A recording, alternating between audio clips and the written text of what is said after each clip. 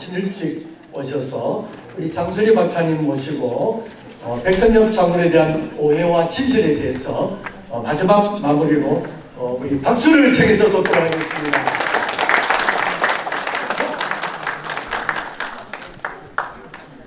네, 존경하는 부산의 유지 지도자분들 또 시민 여러분 반갑습니다. 제게 주어진 시간이 10분입니다. 맞습니까? 제가 3분만 더 써도 되겠습니까? 3분만 더 쓰겠습니다. 예. 제가 사실은 부산과 인연이 있습니다.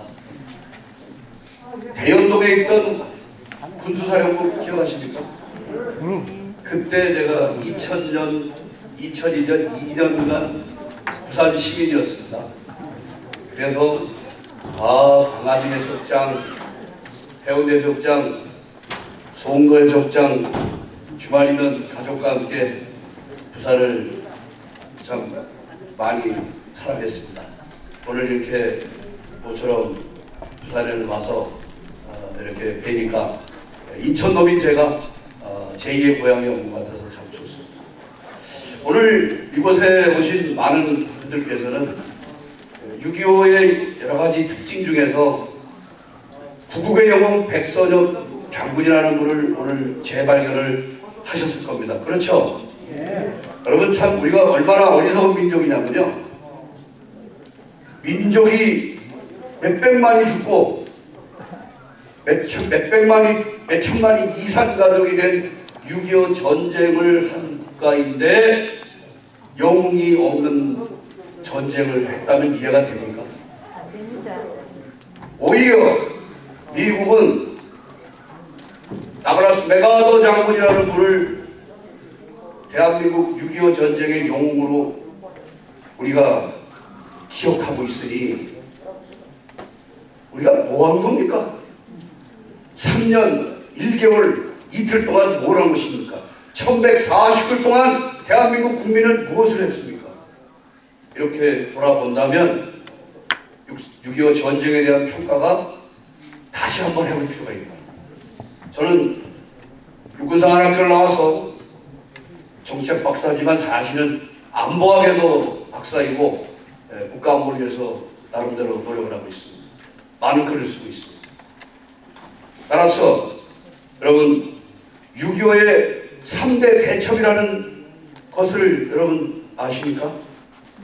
바로 6월 25일 당일날 그날부터 6월 30일까지 진짜 아무것도 보잘것없는 소총을 갖고 북괴군의 탱크를 막고 섰던 6사단 춘천 대첩입니다.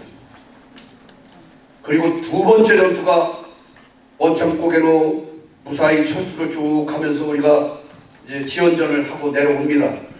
그리고 낙동강에 이르러서 바로 위대한 구국의 영웅 백선엽 장군의 다부동 대첩이 바로 그 2대 대첩입니다. 그리고 하나 더 있습니다. 바로 그것이 인천 상륙 대첩입니다. 이 3대 대첩에 의해서 6.25 전쟁에서는 군간이 국가 패망을 우리가 벗어나서 이제 정상적인 밀리는 정규전을 하게 됐던 것입니다. 이 3대 전쟁 중에서 특히 다부동 대첩에서 졌으면 백선엽 장군님의 말씀대로 제군들 여기서 우리가 물러나면 부산 앞바다야. 어디로 더 물러나갈 것인가? 돌아서서 나를 따르라. 내가 물러나면 너희들이 나를 쏴. 맥케니스 25사단 27연대장이 그 백일업 장군의 권총을 들고 앞장서는 걸 보고 전투가 끝난 후에 본국에 보고하기를 백선엽 장군의 부하들은 신병이다 그랬습니다. 신병. 이건 신이 아니면 신의 어떤 가오가 없으면 이건 그 패잔병들이 다시 488고지로 올라간다는 건 불가한 것입니다.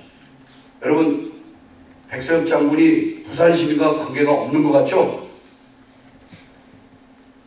부산 시민들이 인민군의 인민재판을 안 받고 이곳에 손주 낳고 지금 사실인 게 다 다부동 대첩에서 인민군을 막아준 백서엽 장군의 은혜입니다.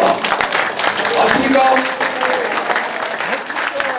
주인분들에게 인사 한번 하겠습니다. 악수하시면서 구국의 명장 백서엽! 그럼 여러분이 부산 시민의 은인입니다. 이렇게 한번 하실까요? 자, 구국의 명장 백서엽 장군!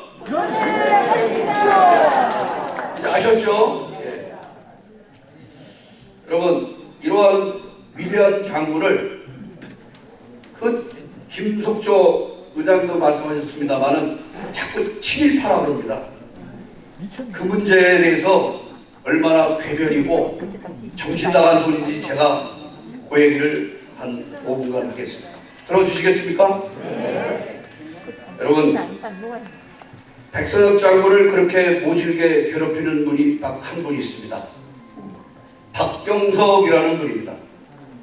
그분은 생도 2기인데 6.25 전쟁에 6월에 입소했다가 25일 날 전투가 나는 바람에 생도 신분으로 퇴계원 전투에 투입되어서 159명이라는 생도 2기 전우들은 죽고 많이 안 남은 몇십 명 기가 이렇게 주워 모아서 군번도 없이 움직이다가 갑종 장교로 일단 소위로 임관이 됐습니다. 그러다가 51년 2월에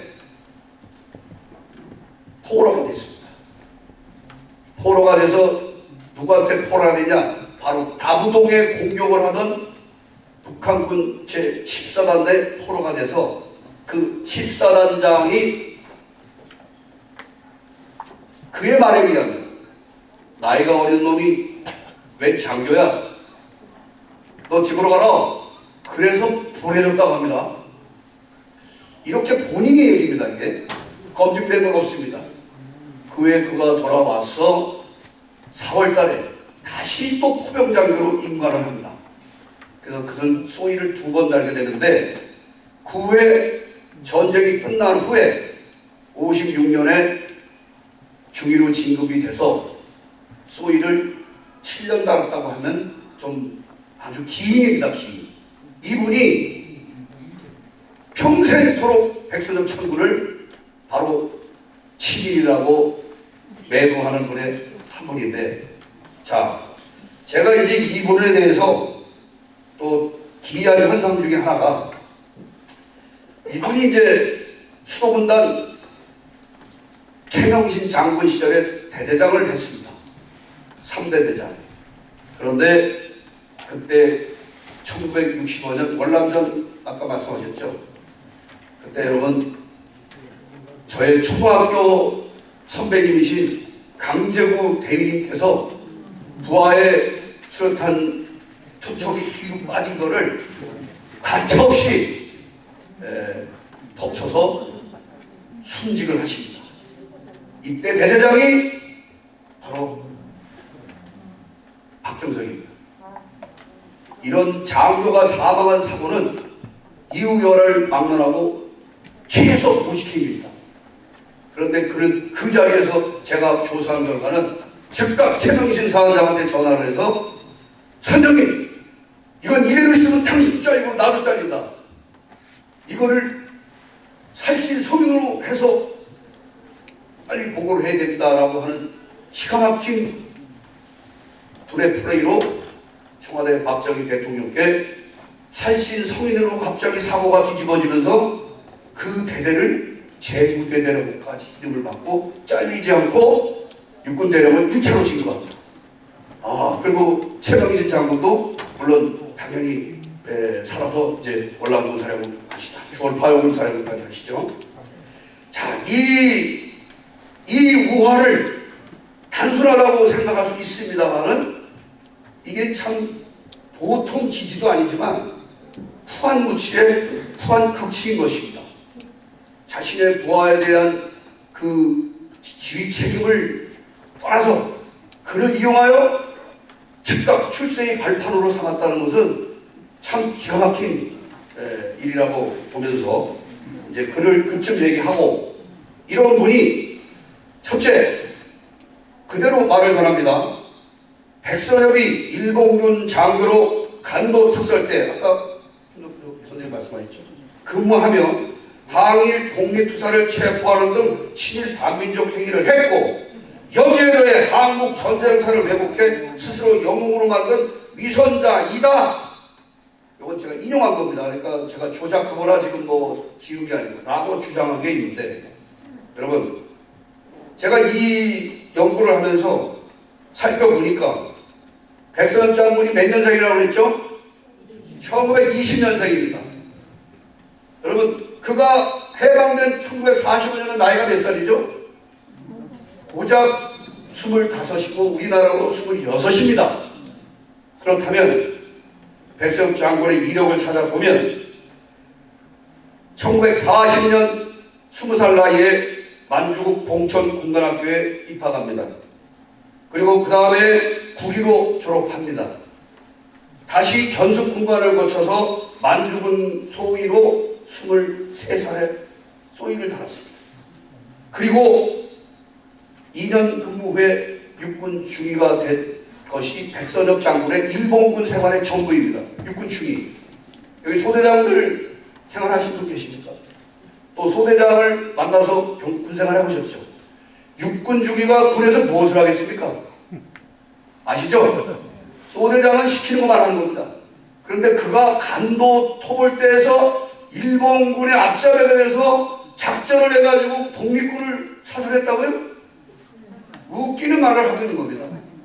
그래서 또 조사를 해본 결과 간소 특설대에 백선엽 장군은 증언했습니다. 하도 그러니까 조선일보 2020년 5월 28일 날 돌아가시기 한 2달쯤 간독 특설대에 발령을 받아 부임한 1943년 초엔 항일 독립군도 없었고 김일성 부대도 일본군의 대대적 토벌 작전에 걸려서 간도지역을 떠나 다른 곳에 가 있어서 없었다. 어르신이 이렇게 말씀했습니다. 거기에 간도 특설대의 일개 중위로서 백선엽 중위는 자기는 전투부대도 아니고 후방의 보급장교라고 했습니다. 보급장교가 뭐 하는지 아시죠? 양목사님 보급장교가 군에서 뭐 하십니까? 예, 그냥 보급하는 겁니다. 보급. 음식 갖다 주고 식당 갖다 주고 뭐 이건 심부름 하는 장교인데 이게 그의 군대 전력의 전부인데 일본 군복 입으면 신입입니까? 나라도 없고 군대도 없는 나란 조선의 한 젊은이가 그래도 뜻을 두고 군복을 입었던 그를 요 2년 가지고 지금 친일이라고 말하는 것이 전부입니다. 잘못됐지 않습니까? 여러분 이걸 하시고 다시는 그를 친일이라고 하셔는 안 된다는 말씀을 제가 드리고자 기지개 멀리 여기까지 왔습니다.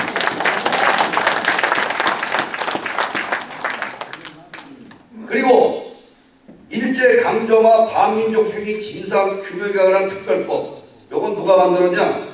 노무현이가 만든 겁니다. 노무현 때 친일파 놈들이 만든 게 요건데 요게 보면은 친일파의 20가지 기준이 있습니다. 20가지 기준. 그 중에 말되는 것도 있어요. 1번이 뭐냐? 공우백자나 일제로부터 그 자비를 받은 놈들. 예, 공작, 백작, 후작 이거 있어요. 이거를 받은 자들 진짜 친일 그 천황의 직위를 받았으니까 그럴 수도 있겠죠. 두 번째가 판사해가지고 한국민을 재판으로 처벌한 놈들 그럴 수 있겠죠. 예, 그 친일파로 볼 수 있습니다. 그런데 묘한 게 하나 있어요. 제 10항에 가면 뭐가 나오냐면 일본 제국군대의 소위 이상입니다. 소위 이상. 소위 이상. 여러분 헌팅턴 교수의 군인과 국가라는 책 7페이지에는 뭐라고 정의되어 있느냐? 거기에 정의되어 있는 그 소위 말하는 이 군인이라는 것은 적어도 직업군인으로서 프로페셔널 오피서가 바로 군이다. 이렇게 정의가 되어 있습니다. 여러분, 장가도안관 총각 소이중이는요, 그건 그냥 그렇게 군인으로 보일 수도 없습니다. 뿐만 아니라 제가 그러면 물었어요. 어떤 학자한테. 일본군 부사관으로서 진짜 상사, 중사급 해서 10여 년의 그 일본 군복을 입고 전투에 참여했던 또 그 월급을 갖고 가정을 꾸리고 생계를 꾸렸던 자가 이 사람이 친일파입니까? 소위중이 아무것도 모르고 지금 이래라 저래라 하는 아까 말한 보급장교가 친일입니까? 바로 전자가 생계를 갖고 직업으로 가진 자들이 친일 군인인 것입니다. 근데 부사관을 빼고 장교만을 잡은 이유가 뭐냐? 여기에 또 하나의 틀이 있습니다. 그게 바로 박정희 대통령을 때려잡는 거예요. 박정희 대통령의 이력을 잠시 보겠습니다. 박 대통령은 몇 년에 태어났는지 아십니까? 1917년입니다. 맞았습니다. 아유, 대단하십니다. 박정희 대통령은 백선엽 장군보다 3살 많습니다. 그렇다면 그의 군력을 보면 1942년에 만주군관학교에서 26살에 소위가 됐습니다. 26살에. 그리고 해방이 돼서 28살에 소위 달고 그 해 다음 해에 소위 달고 있다가 해방을 맞았습니다. 그 다음에 여기서 모르시는 게 있어요. 박 대통령이 일본군 끝난 다음에 어느 군대로 가신지 아시는 분? 맞습니다. 광복군으로 갔다는 사실입니다. 일본군 소위가 부끄럼 없이 조국이 생기자 그대로 광복군으로 간 것입니다. 그가 친일입니까? 아닙니까? 아닙니다. 여러분, 그런데도 이 사실을 정확히 모르시고 나이와 그 계급에 따른 아무 죄가 없는 걸 모르시니까 반박을 못하시고 그냥 일본 군복 입으면 다 일본군 일제입니까? 그러면 그 시대에 저희 아버지는 일제대 살아가셔서 저를 낳습니다. 우리 아버님 친일파네요. 그게 아닙니다. 그래서 추기경님도 지금 저렇게 말하면 그래서 직업군인인 정도일 때는 좋다 이거야. 이렇게 뜬금없이 소위부터 하고 부사관들로서 일본군 깬조로서 정말 조선군 학도병들을 탄압하고 이렇게 했던 자들은 빼버린 이 묘한 이 시파, 이게 엉터리다는 말씀을 드리면서 박정희 대통령도 백선엽 장군님도 친일이 아니고 이것은 양파도 뭐도 아니다. 진짜 아까 말씀한 대로 진짜 이건 아닙니다. 그래서 이 점에 대해서 여러분 저와 함께 동의하십니까? 네, 이러한 말씀을 드리기 위해서 왔는데 또 앞에 대선배님들 이석복 장모님 또 여러 가지 지역의 유지분들이 또 작가분들이 이렇게 많은 말씀을 나누면서 구국의 명장이라는 말씀과 그가 친일이 아니라는 것을 규명했으면 우리는 그의 동상을 세우고 그를 기념하는데 조금도 부끄러움이 없다는 결론을 드리고자 합니다. 제가 이제 3분 남았습니다. 그렇죠? 그래서 오늘 제가 특별히 마무리하는 차원에서 목사님, 제가 정치학 박사지만 또 하나 있죠. 시인이라고 그랬나요? 그렇습니다. 네. 저 시 하나 방송하고 내려가도 되겠습니까? 네, 알겠습니다.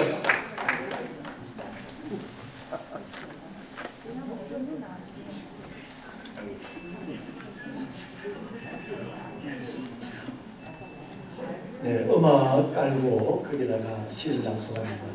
아주 훌륭한 낭송가이십니다. 시인이시고. 다들 지그시 눈을 좀 감으시고 낙동강 다부동 대첩의 현장에 있다는 생각으로 함께 3분만 조금 더 쓰겠습니다. 잠시 눈을 감으셨습니까?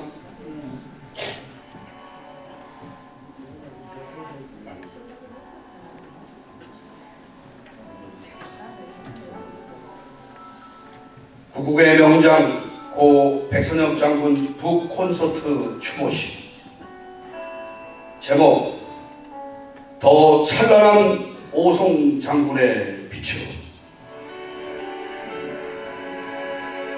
그날은 하늘도 땅도 애국 국민도 울었습니다.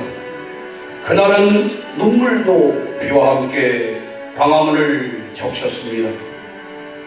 그렇게 떠나보낸 장군님을 그리움에 추모합니다. 비록 나라도 군대도 없어 일제 군복을 입어야 했지만 국군 장군의 운명적 소임을 짊어진 선견지명이었고 동족 상잔의 비극에서 나라를 구한 경륜이 되었습니다. 전운이 강도는 남과 북의 먹구름 속에서도 서울의 북방을 방어하는 제1사단을 지휘하여 언제라도 싸워 이길 천하 제1사단을 배비하셨습니다. 6월 25일 새벽 4시 탱크를 몰고 남침하는 북괴군을 맨주먹 6탄 공격으로 곳곳에서 격파했던 용맹은 수도 서울을 지켜내려는 장군님의 결산투혼이었습니다만 피눈물을 머금고 남으로 낙동강으로 물러서야 했습니다. 그의 8월 낙동강 전선은 국가의 존망을 가름하는 결전장, 지금 나라의 운명이 이 전투에 달렸다 외쳤던 장군님, 퇴각하는 부하들에게 사단장이 물러나면 나를 쏴라 명령했던 장군님, 그렇게 싸워서 이겼던 다부동 대첩은 구국의 신화가 되었습니다. 인천 상륙작전에서의 성공으로 수도 서울을 탈환했고 삼반도선을 넘어 북으로 진격하면서 평양을 순봉으로 입성한 제1사단은 천하무적이었습니다. 통일의 최선봉에서 압록강까지 진격했지만 그러나 중공 오랑캐의 개입으로 통일의 꿈이 무산된 그 전추의 한을 어찌 잊을 수 있겠습니까? 대한민국 최초의 대장이 되신 위대한 군인, 미군 장성들도 경의를 표하는 대한민국의 전쟁 영웅, 그분이 바로 육군대장 백선엽 장군님이셨습니다. 함께 싸웠던 미 육군대장들이 고백하기를 백선엽 장군은 한국 육군에서 가장 뛰어난 작전 지휘관이었다. 동족상잔의 전쟁 속에서 단 한순간도 쉬지 못했던 군인이었다. 당시 한국군이 본보를 다 못했다는 나의 여파를 백장군 덕분에 고쳤다. 생전에는 미 대사가 무릎을 꿇어 경의를 표했던 위대한 전쟁 영웅, 구국의 명장 고 백선엽 장군님이시여, 더 찬란한 오송 장군의 빛으로 하늘의 별이 되어 조국 대한민국을 지켜주시옵소서. 오늘은 장군님의 최수정의 북콘서트 축제입니다. 구국의 길에 남기셨던 더 큰 진실을 최수정 소설을 하늘의 별이 되어에 담았습니다.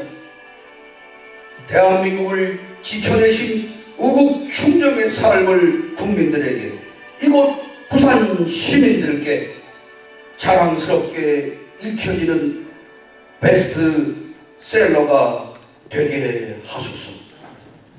이상입니다. 열공.